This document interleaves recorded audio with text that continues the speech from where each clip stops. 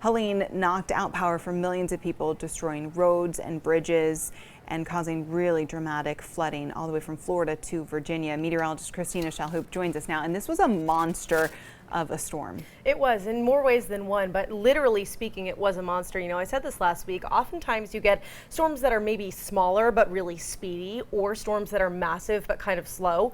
This was both. I mean, we saw all of the impacts, right? Not just along the coast, the Big Bend of Florida.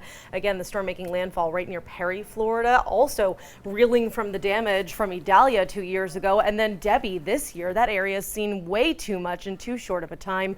But again, our friends in the Mid-South, the Southeast, all the way to the Mid-Atlantic, seeing tremendous damage from this system.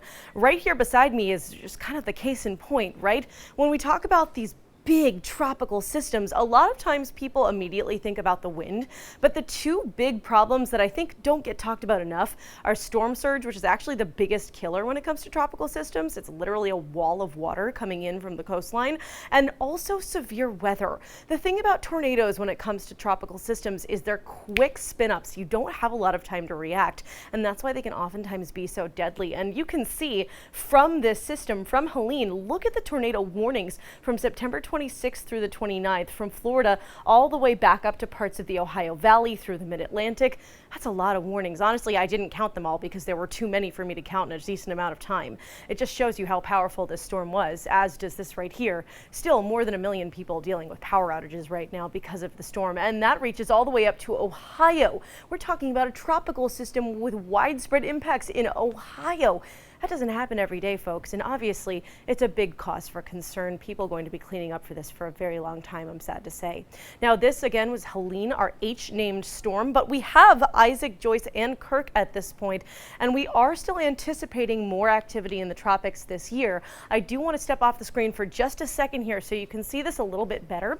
2 more areas we're watching in the next 7 days. Thankfully for us in New England, neither look like they're going to impact us, but still something to note for our friends, of course, who live in those hurricane-prone areas. There's an area in orange that represents a spot where we could see a 40% chance of development to something in a week. And then that area in red, not too far off the west coast of Africa, a tropical wave that could have a 90% chance of developing into something by the time we get through this next week.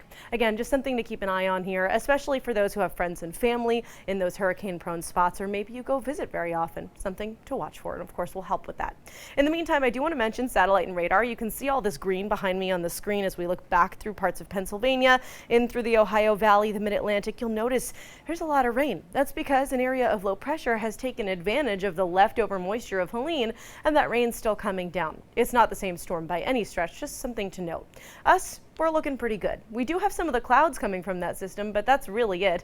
You can see that right here behind me on the Providence Skycam. It's a beautiful day overall. I really hope you had time to get outside. I know I did, and it was absolutely worth it. Providence, 71 degrees right now, 72 in Smithfield, looking at 65 on Block Island. As for tonight, it's 55 degrees, mostly cloudy and cool. That's really it. Not too much more to say. A nice, cool fall night as we head into the first day of October. I know, I can't believe it's tomorrow, but here we are, 67 degrees, feeling like fall. I do think we could squeak out a stray shower because of that area of low pressure, but as you can see here behind me on Futurecast, anything we get is going to be really few and far between.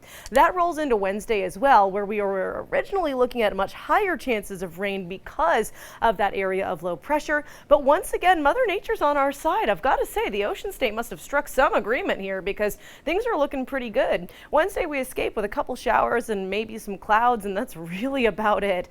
So if you want to get outside, I think you have more than enough opportunity. Maybe go peep some of the leaves because the color is certainly starting to pop here in New England. Hopefully you get the chance and get to enjoy. Over the next week, our rain chances stay really low. It's really just tomorrow and Wednesday where we could see a stray shower.